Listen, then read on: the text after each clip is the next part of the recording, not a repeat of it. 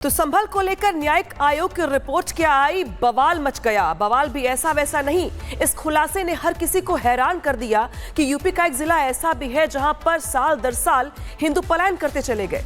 तो इस मुद्दे को लेकर समाजवादी पार्टी के मुखिया अखिलेश यादव हर मुद्दे की तरह इस बार भी राजनीतिक राग छिड़ते दिखाई दिए। रिपोर्ट दिखाते हैं।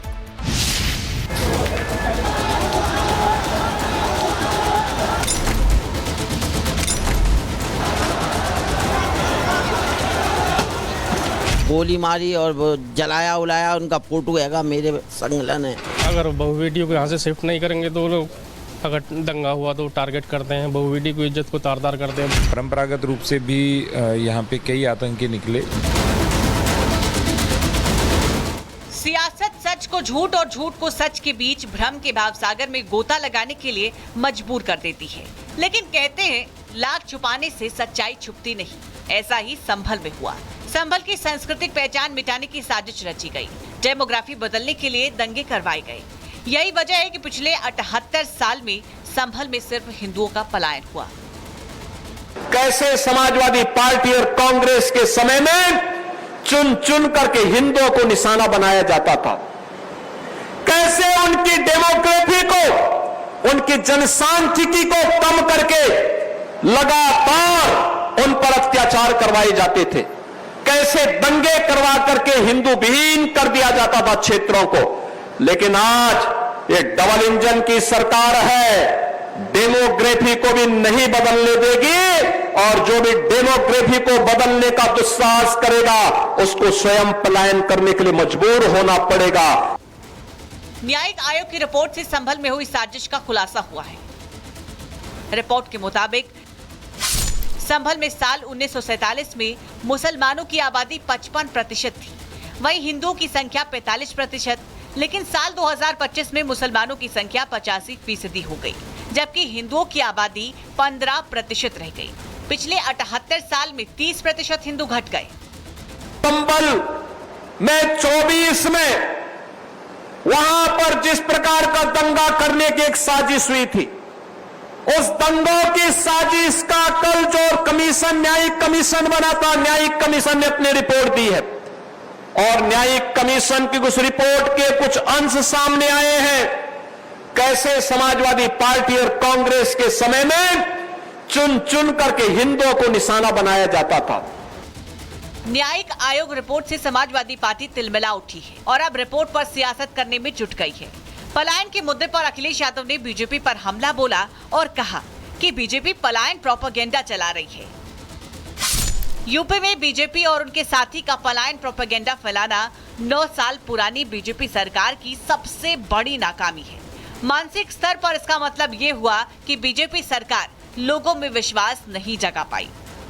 संभल में हिंदुओं की तेजी से कम होती जनसंख्या और हिंदुओं का पलायन ही संभल का भविष्य बनकर न रह जाए, इस साजिश का खुलासा हुआ। इतना ही नहीं, संभल में हिंदू आबादी को कम कर आंतरिक स्थान बनाने का गंदा खेल खेला गया। देखते ही देखते हरकत उल मुजाहिदीन तहरीके तालिबान का अड्डा बन गया। अमेरिका से पाकिस्तान तक आतंकियों का कनेक्शन सामने आया। मतलब साफ है कि न्यायिक आयोग की रिपोर्ट ने साफ कर दिया है पिछले 78 सालों में संभल में आखिरकार हो क्या रहा था।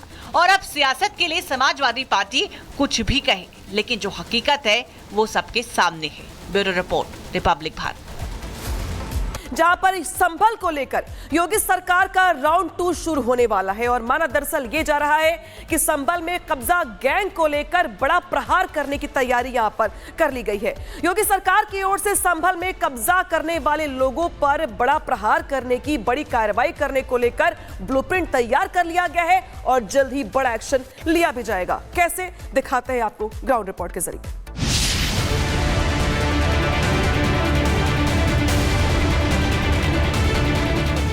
संभल का सच जैसे जैसे सामने आ रहा है, लोग हैरान हैं, परेशान हैं और ताज्जुब इस बात का कि पिछले 78 साल से संभल में हिंदुओं के साथ अत्याचार होता रहा और किसी को कानों कान खबर तक नहीं हुई। संभल से हिंदू पलायन करते रहे और प्रशासन देखता रहा। और अब जब न्यायिक आयोग की रिपोर्ट सामने आई तो लोग भौचक्के हैं। इतना ही नहीं, दंगे के शिकार परिवार भी अब सामने आ रहे हैं। और वो टांट पे दुबक रहे थे, धुआं नीचे मुरारी लाल जी को जलाया था जिंदा, तो उन्हें जलाया था तो वो आग जो ऊपर को धुआं गया, तो वो धुएं से उन्हें बर्दाश्त नहीं हुआ। मई जून की तपती गर्मी थी, तो जो है उसमें जो धुआं बर्दाश्त ना हुआ, नीचे कूद गए। वो नीचे कूद गए तो उनके गोली मारी और वो जलाया उलाया। उनका फोटो हैगा, मेरे संगलन है फोटो, तो जो है ये समझ लो डेड बॉडी मिली थी उनकी। जहाँ से बिलारी की सड़क जाती है वहाँ से घेर लिया था मुझे, और वो यदि मैं उसे छोड़ करके आगे से मुझे पूरी रात जाड़ों में चंदोसी रेलवे स्टेशन में पड़ा रहा। जब जाके मैं अगले दिन संभल आया, मैंने इतनी परेशानी उठाई और अभी मेरे सारा दरी का काम, मेरे सारा मुसलमान में था, वो सब मुझे छोड़ना पड़ा। मुझे आर्थिक नुकसान इतना हुआ, लेकिन मैं बस क्या करूँ, अपनी जान से ज़्यादा कुछ नहीं होता। जब यहाँ से पलायन हुआ था तो पिताजी और जो बाबा जी बड़े दुख में थे उस समय पर, क्योंकि जन्म वहाँ हुआ है और पुराना मकान छोड़ना और यहाँ से जाना बहुत बड़ी बात होती है। अभी भी आंखों में आंसू हैं आपके?